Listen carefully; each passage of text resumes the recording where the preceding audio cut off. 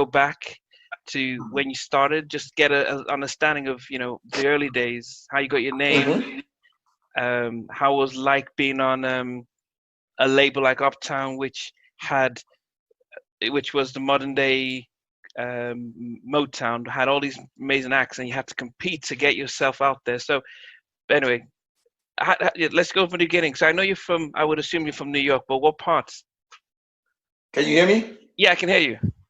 Okay. Father MC, what's up, y'all? To everybody, man. To everybody, what's up? I'm from Brooklyn, born in Brooklyn, raised in Queens. Okay. And where I've been, man, I just been chilling, man. To be honest with you, Okay. I've been enjoying. I went on a tour and I toured everywhere I loved, everywhere that I really loved, and I just start knowing myself, getting to know myself. You get what I'm saying? And I knew the next time I stepped into a studio, it's going to be my masterpiece of work. Okay. It's going to be the work that, let's say like treat them like you want to be treated. I'll do for you. A one night stand. Everything's going to be all right. Lisa Baby, Affection, 69, all in one album. Wow. All of those records and songs were one album, two album, three album. Yeah. And I think I've done it with this new album coming out. It's called Black Disney. Yeah. And I just wanted to go to different parts of the world and visit. I wanted to go to different cities and states that I've been in, like London, for instance. Yeah. When I did the Hippodrome in London, and when I did Wembley Arena in London, it was like, holy shit, I'm here. Yeah. Like, it wasn't I was Father MC. I was like, Michael Jackson was on this stage. Like Elvis Presley was on this stage. Yeah. So it was a shell shock, even like Madison Square Garden in New York, the Yum in Japan. I've recorded on some of the biggest platforms that anyone can do. Yeah. And to receive the love from overseas, was enormous. I received the love in the States, and I knew that was coming, but I really was looking forward to seeing, because I heard so much about like London, per se. I heard so much about London will boo you and do everything if they don't like you, right? I get to London and London loved me. They embraced me so much. Yeah. But I did see the rough side of London when I was in London. We was on tour, me, Mary J. Blige, and Jodeci, and I see how they held the doors, like Mary couldn't get out for 2 hours because they were pissed off, but they love her now. Yeah. But I'm just saying, so I seen that side and I was like, wow, this is crazy. But it was better for me because all of the girls came to the hotel after the show and they were stuck in there. So, London was one of my favorite places. Africa, Senegal, Beijing, Gambia. Wow. When I went there, Japan. A lot of places did be like, I can't even say but I think I had the most fun was London. Okay. Because it reminded me of Manhattan a little bit, and it reminded me of Canada a little bit. Yeah, I mean, I think what happened is that the label you were on, it was such an iconic label. So anything that sort of came out was gold, and the fact that you guys collaborated quite a bit really went down well here. But I think I wanted to get back to, so you born in Brooklyn, raised in Queens.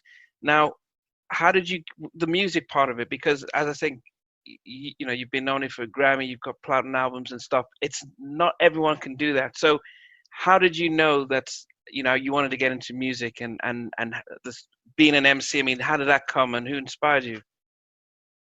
Well, everything came from God for one, but I was a bad kid growing up, and I had a single, raised by a single mother, my father was in my life though, but they just couldn't get along. So they separated. And I was bad, man. I got kicked out of the district, Brooklyn, by courts. Wow. So they kicked me out. And my mother, they said I couldn't be in Brooklyn anymore. So my mom's had to pack up everything and move us immediately. Wow. To Queens. That's where I landed in Far Rockaway. And I'm going to Far Rockaway, and I got a different mentality at this time because I'm a Brooklyn kid, and I'm in Queens now. So I got a different mentality, and I was sizing everybody up, and then I was like, you know what, man, rapping was a hobby, playing with it. And then when I started like really getting into it, I was like, yo, this attention is crazy. You know, and I think I was bad in Brooklyn because I think I was searching for attention or something. You know, who knows? That was when I was a kid. And when I started rapping, you know, I just became popular and popular.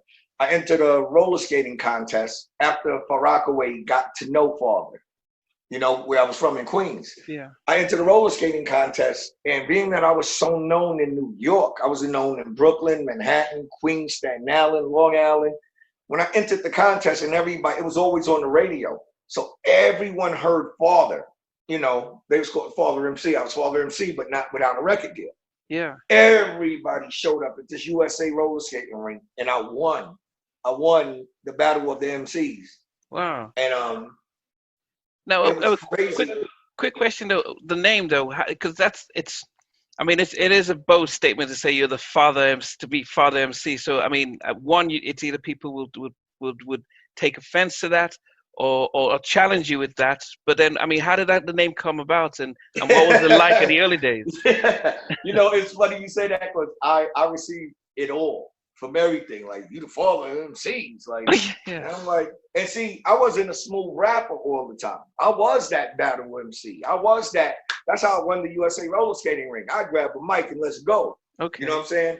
When I signed to Uptown, they changed my image because they said, we think that you, Andre Harrell, God bless him, you know, he said, I think you could be a star. Because to be honest, I had an album that was called It's My Turn and I'm Back before Father's Day. And Andre, it was on Uptown. And I'm excited. They invite me to dinner. I'm excited. Next thing you know, Diddy's there. Bob Celestin, I believe, Kurt Whitley, and Andre Harrell, and Steve Lucas. And I'm thinking like, yo, everybody's here, the record label, we about to shoot. It was a straight hip hop gangsta album.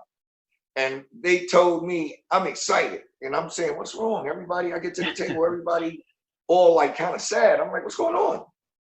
So they said, yo, Andre said, I think we can make you a real celebrity, man. I think we can make you a household name. He said, I'm going to do one or two things. I'm going to let you do this album. And it was called It's My Turn and I'm Back. He said, I'm going to let you do this album. The single was It's My Turn.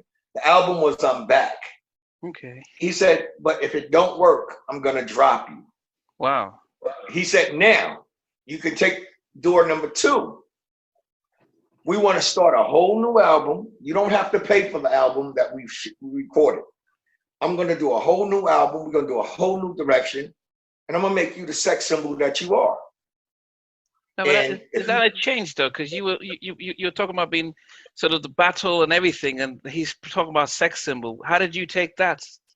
I was shocked. I was like, at the meeting, I was like this, like, you know, but then he said, if you try it my way and we fail, I'll exercise the option on your contract and we'll let you do what you do. Okay. But if you don't take it and you fail, we're dropping you. So I'm thinking like, damn, I got best of both worlds. I could try it their way. You know, I was young. I was wanting to be on TV. Okay. So I was like, I'll try it their way. And trying it their way worked. But at the dinner, I'll never forget Bob Celestin. He was the attorney. He told me, he said, nigga, it's a part of my language. He said, nigga, who the fuck knows it's your turn? And who the fuck you back from where, nigga? Where the fuck are you back from? I'm sitting there like this, like, oh shit. And then it made sense. He says, do you want to have a Benz in the projects? You could drive a Benz and have it parked outside the projects, or you can have a Bentley and have it parked at the mansion. I said, I want the Bentley with the mansion. He said, then you're going to do it our way then.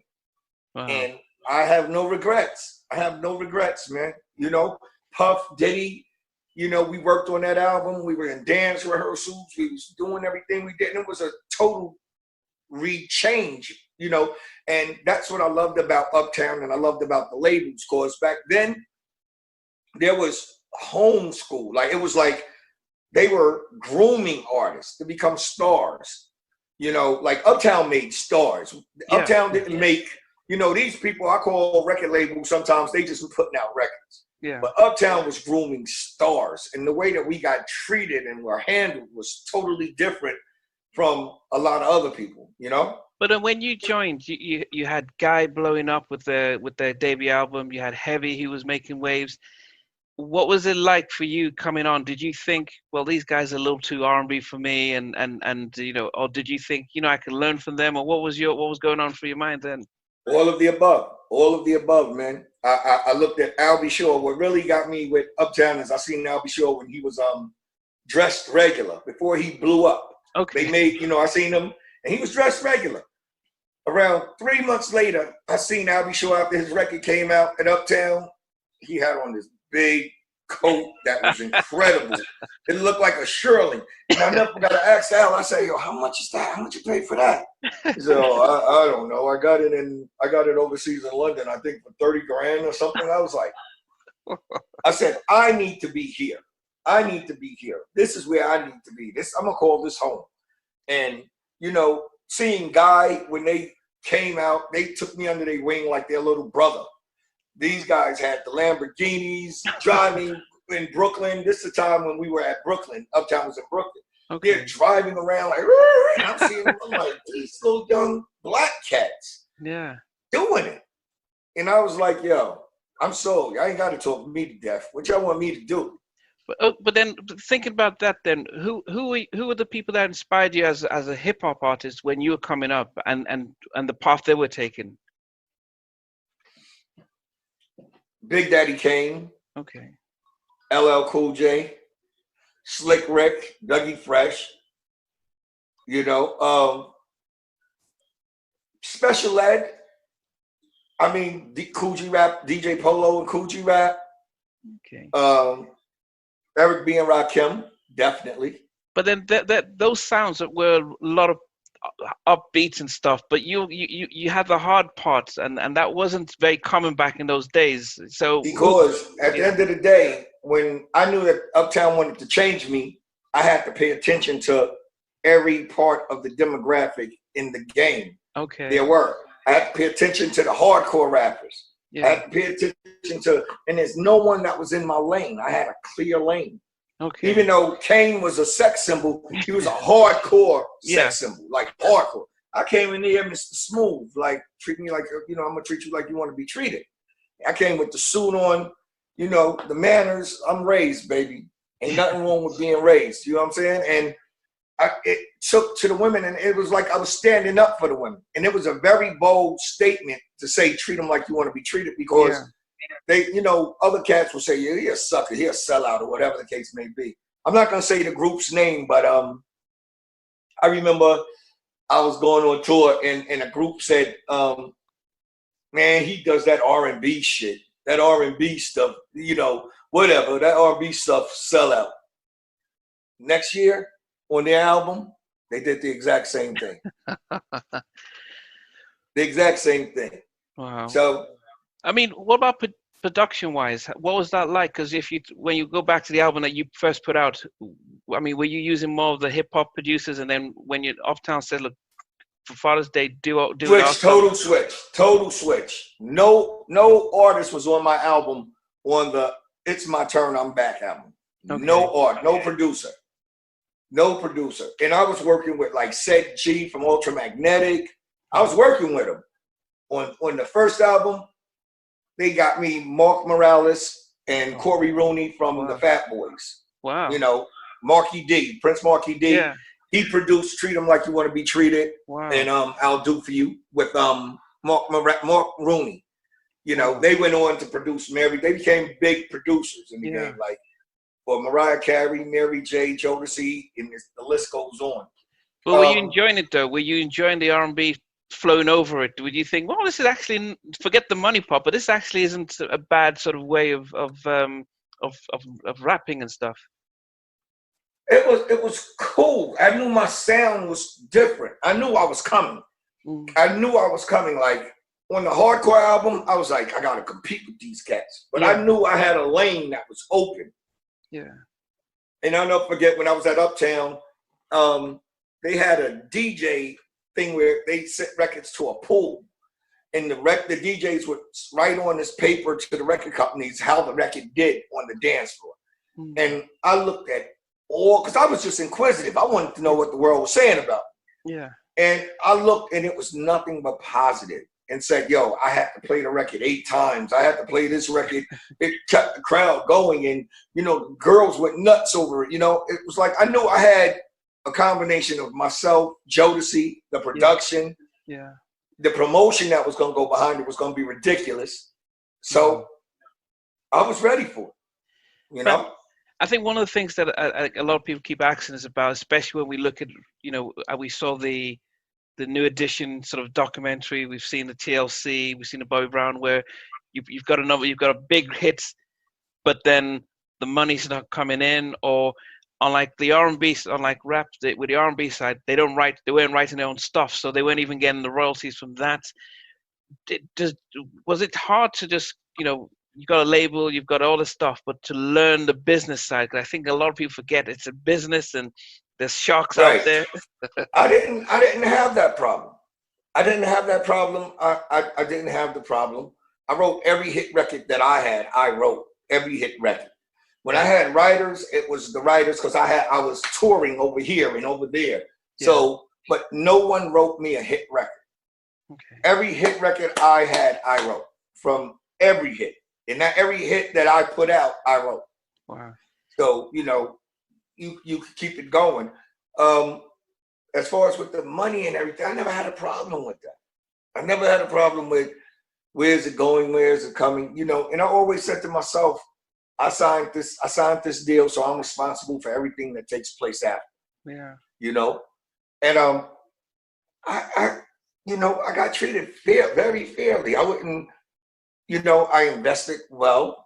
I invested well. You know, that's what makes me, you know, people think that, you know, I came out with a record recently because the way I live. Yeah. You know, but I mean, what made you different? Because it's not very common. Because what you're saying isn't very common. Because a lot of people just, you know, it can get to you, like the fame, the money, and everything comes. And if you're not used to it, it could go quickly. But what made it different for you? How did you just think, you know, I need to invest well, I need to be careful, I need to know that they may give me an advance, but they're going to get it back, so I need to be careful what I'm spending. I mean, how did you learn that part? Was it your early deal that you had? Because it was my early days. When I got in, I knew ICM was International Creative Management Team. That was the company that would throw us on tour. Okay. So I became real close with them. So anytime I needed money or something, like a large amount of money, I'd be like, yo, you know, Mark Cheatham, Mark Siegel, they were the presidents. I was like, yo, find me a tour, man. And I want to make $1 million. Find me a tour. They find you a tour, put it together and see if it works for you. Yeah, all right, so you're going out for 4 months, father. Get prepared. So I already knew I was coming with it. And then what I do is I take a loan from them. So it would be guaranteed money because they got half of the money in. We got to pick the other half up on the road. So what I do is go to them and say, okay, now you guys got me that $1 million. All right, now I need a loan against that $1 million. So they got to give it to me because I was their artist. I was working. So, and I was steady working, and they couldn't refuse me because they already had half of the $1 million in already. The ticket was already there. So that means they had to keep working me. So when I go get the loan, I'm paying back not only their 10%, I'm paying back another 10%. So now it's 20% because they're getting off of that loan until it's paid back. So not only when I go to do the tour, I'll still get paid. When I come home, they still gonna work me because until that tab is paid off. Yeah. And a lot of people didn't know there was ways to get around stuff and do stuff. You never had to. You know, I see all these TV shows where, you know, I'm broke, and you got to understand one thing, man. I've never been an artist to say I want to blame somebody, because the power is in the pen. Yeah. The power is your decisions on, I want to go, you know, they see artists, and we all, and I blame myself too, we all are artists, and we see the fame, we see the money, we see the cars, the women, the men, the girls see the men. Yeah. At the end of the day, the power's in the pen. We still have decision on who we're going to pick as our attorney and what we're going to do. So if we're not, like, if they say, like, yo, they took advantage of us. How could they take advantage of you when the paperwork is right here? and you paid this guy to look over your stuff. So who's at fault? Really, it's you. If you don't renegotiate, see, once I blew up, I started learning the game. So I start renegotiating whatever you guys got from me, robbed from me in the first contract. Y'all want me back in that studio. So this is what I want. I'll tell my attorney what I want. They'll come back and they'll negotiate and negotiate and negotiate until I got what I wanted. And I wouldn't touch the studio. I didn't make it an argument with the record companies or, you know, to be like, you know, F that. I ain't make that. It's simple. It's an understanding that needs to be understood. Yeah. I want XYZ. I'm selling records. I'm keeping these lights on in this record company. Give me what I want. Yeah. And if you can't give me exactly what I want, you're going to damn near come close to it. Okay. And it made sense, you know? And then I think that's... Yeah, I mean, and what you're saying is what I guess a lot of artists sort of didn't really go into. They go in and see their music videos, they're on tour, and they just forget the business side and not write their own stuff. Like you said, I did look through and I saw that your big hits, that you were the main writer and stuff like that. So it's... You know, and it's your team. It's your team. I had Steve Lucas was part of the management. I had Frank DeLeo, who were Michael Jackson's manager. Wow. Yeah, he was my manager. With a cigar, right? The cigar, yeah. He was in all those gangster movies. Frank DeLeo was my manager. Wow. So it's like you got to pick who you run with to play ball and know, like, I can't get this guy off the street because the industry ain't gonna really respect him, but I want to rock with him. So I got to get somebody that they know and respect. Michael Jackson's manager came to me. I never went out looking for them. Wow. So it was a difference. And when they came looking for me, I was hands up like, yo, yeah. I told my manager, play ball, let's go. Wow. And it opened up more doors for me on a different level. Yeah. And when I say, you know, I already sold pop. So they already took me pop. MCA took me pop. But getting with Frank DeLeo, Michael Jackson's manager, took me over here. Wow. Like I was already here with MCA. Uptown, I was here, like going good. I thought I was the best. Yeah. MCA, when I crossed over to go pop, it went here. I was like, okay. When I got with Frank DeLeo and Michael Jackson's manager, it went like the world. Like, how did you keep grounded in the midst of all this stuff? What was the stuff that grounded you so you didn't sort of go over the top and think, you know, the world is mine? God. So, okay. God. You can't lose, man, when you got him on your side and you really have faith and you believe in him. You know, I'm not a preacher. I'm not trying to preach to everybody and all of that. Yeah. But when you on that tour bus and you going through them cities and them states, and, you know, it's you and your crew. The only thing and when they all sleep, the only person up is God and the tour bus driver. And I used to sit back and I used to see the signs going through like Mississippi in the nighttime. Wow. KKK. I used to see, and I didn't think that existed. I was like, oh shit, please do not break down right here. You know what I'm saying? I was like, but it was talking to God, man, and knowing, you know, I had my mother in my ear because I'd always call her.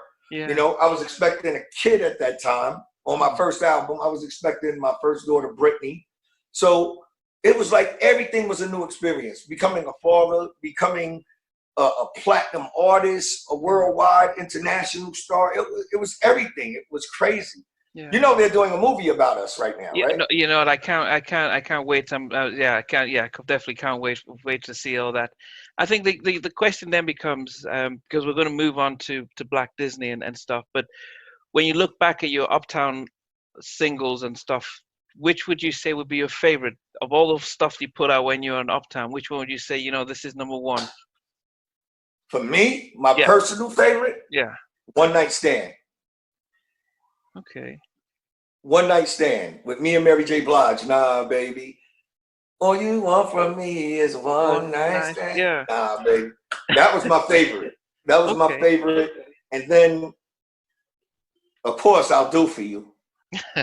Treat 'em was my baby. Treat 'em like you want to be treated. It's always going to be my ultimate because it was my first. Yeah. You know, but it just got better. It just kept getting better. Then came Everything's Gonna Be All Right. Then Affection. I Beat You. You know, then 69 was the change of the game. Yeah, what happened with that? Because I'm a massive Teddy Riley fan. So when he produced 69, I was like, oh, Teddy's on this. But you kind of changed because that was your first R record. So what happened with Sex is Law that you could have? What happened? Man, you know what's crazy? I was growing as an artist. And I still was that cool Father MC, humble dude. But I was like, all right, Father turning into a man now. So Father's like, instead of, I want to hit the booty, I want to get the booty. You know what I'm saying? So that's what you do when they take me. I couldn't write 69 at first, right? So they put me on the beach and put me with a radio and said, write whatever you come to mind. And I'm seeing all these guys having fun on the beach with chicks. And I'm sitting there with a pen and pad. And the first thing that came to my head was 69. So I'm horny, I admit it, I get psycho when I'm licking. Boom. It was crazy. Oh my goodness. And then what happened with so did you take the lyrics and meet up with Ted, or how did that sort of? No, he had when I got to Teddy Riley's studio in Virginia, me and Butt Naked Tim Dog, he was my A&R at that album. We got there, I drove. I had just bought a brand new Benz and we drove from New York to Virginia. And we get up, we pull up the Teddy's, the Future, and we pulling in, and you see them, Rump Shaker, Rex in Effect. We see them outside, and the big bodyguards, and they all gambling. So now I'm a gambler. Everybody Father MC is a gambler. I'll be in Vegas, like that's my second home, And I'm like, forget Teddy. Like I got 100,000. Let's go. Come on, woo.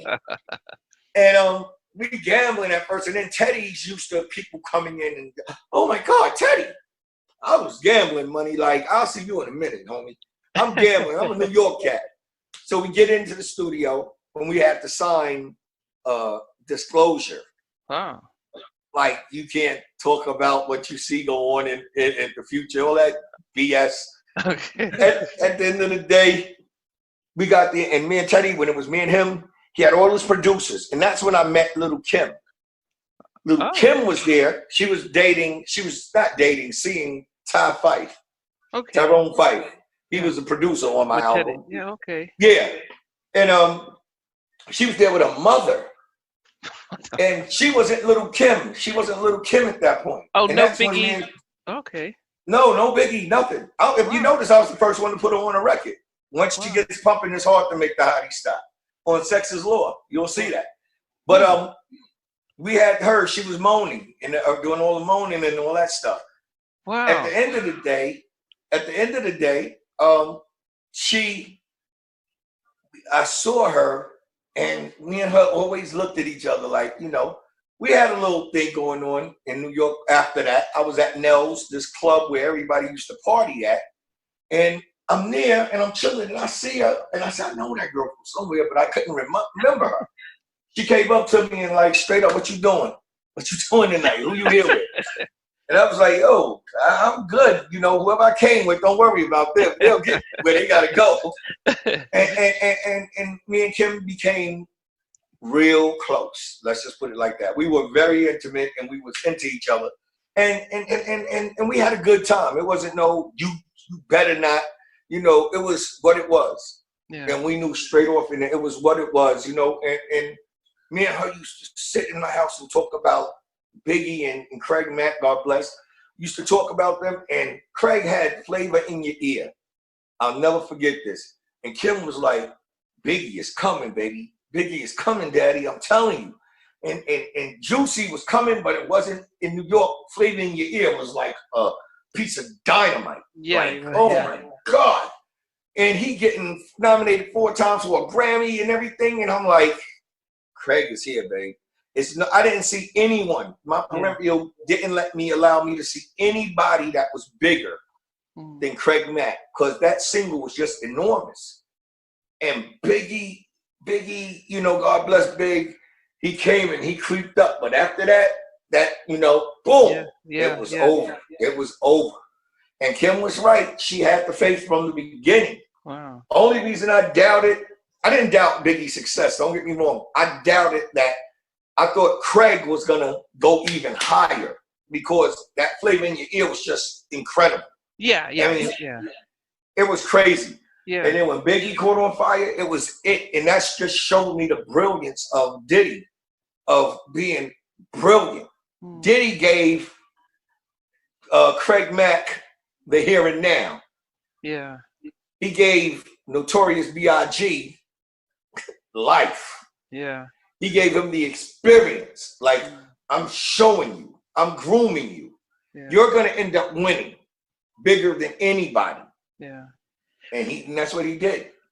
Going back to '69, was that where did that record go to? That because you did it go differently for you? Because I mean, as I said, that was one of the, because of Teddy. I remember that track really well. I remember getting a phone call and saying that it went platinum, and then I remember we were happy. We were going to Atlanta to do a party. And I'll never forget, Jimmy Love got a phone call from some lady, because you know Atlanta's the Bible Belt. So he got a call saying that some lady from church, a church lady, said she heard 69 waiting on a son get out of school or church or something, and called the radio station and said she's gonna have a whole church go and ban the records.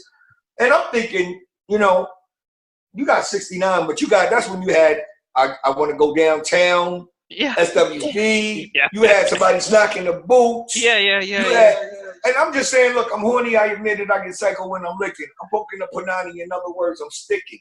You had other records like I Want to Taste You. I Want to Get In Deeper. I want to, like, fuck you, basically. And I'm just like, I'm being subliminal about shit. Yeah. And it did what it had to do, though. It did what it had to do money-wise. You know what I mean? As fame-wise, I was tearing down every building they was putting me in. From the Apollo to when I did Madison Square Garden with 69, it was over. It was over. I ripped the Apollo. I mean, I ripped that Madison Square too as well. I ripped them two places down. That was my home. And every time I touched that stage, I was scared of the Apollo. But I knew I had no idea. I just knew probably because I grew up on the Apollo. Okay. And I seen stars get booed. Oh, yeah, Sandman, all that. Yeah. They're hard. Yeah, so I'm looking at it like, oh, shit. Every time I had to do the Apollo, I was nervous. Wow. Going to do 50,000 Madison Square Garden. All right, let's go. Let's pray. Let's get on the stage and do what we got to do. Yeah. The Apollo is let's pray. Let's touch the stone. Yeah. Let's not miss it. and do same thing with Wembley. Same thing with Wembley. Yeah. Let's go. No fear. 18, 20,000, no fear. Let's go. Wow. Hippodrome, same thing. Let's go.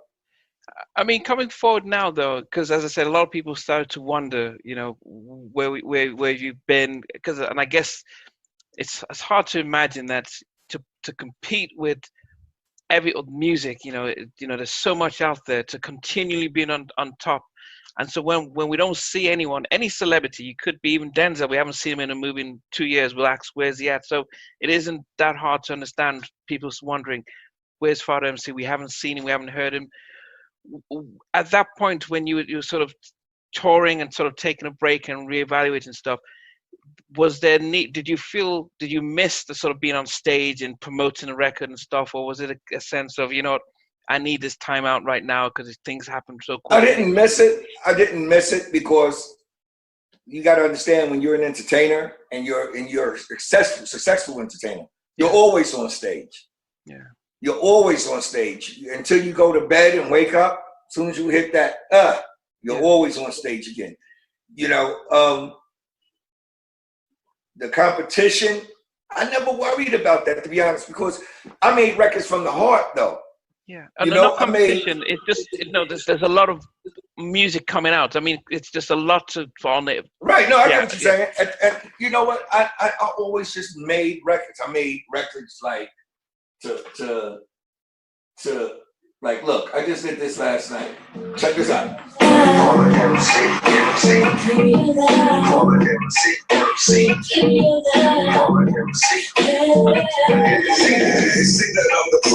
say that I ain't. Cats ask me to dumb my shit down. I can't. Wait. Dumb my shit down. Wait, that's the problem. I go full contact on any album. My style is a drop, so rude with it. Cats got burners, but they'll never shoot it. So this is you making new stuff, or is it for Black Disney? This is for Black Disney on the album. Okay. You know, okay. I got, you know, I got records that like, did my manager send you anything? No. Oh, I'm gonna have him send you. I'm gonna have him send you, you know, some joints, like some joints, like, you know, I'm like, you ever saw the movie Notorious with Blige? Yeah. This is how I could describe this album. I was in my studio, and when in that movie Notorious, when Big was there and he was in the studio and he was playing Sky is the Limit, and you know, he was playing that record with 112, and he just was like, yes, laughing and enjoying it because he know he did it. He know he came, he's here. That's how I feel about Black Disney. That's how I feel about Black Disney. So with production-wise, now, did you decide to reach out to the old producers and stuff, or did you decide, let me do it myself, or what did you do with production? I messed with Teddy. I messed with a couple of other old producers, but to be honest with you, I like the stuff that I've done. And I'm not saying it because it's me. I just like, I knew subconsciously in me, in my psyche, I knew I wanted to go somewhere else. Yeah. Even when I was at Teddy's house and in his studio, you know, and all the other producers, I'm saying I like it, but you know, when I became a producer, it was like, yeah, okay, you know, like, but before I became a producer, I was like, yeah, oh shit, oh my God, I'm gonna tear that. But now as a producer, I'm like, all right.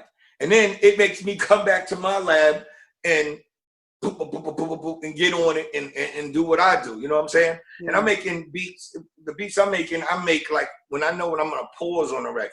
Yeah. Or go down. I'll make the snare go down with me. I'll make the kick go down with me or come up. You know what I mean? So and I play with it. So when I start writing, I'll be playing with it. Okay. And I wrote my album like it was an instrument. Wow. You know?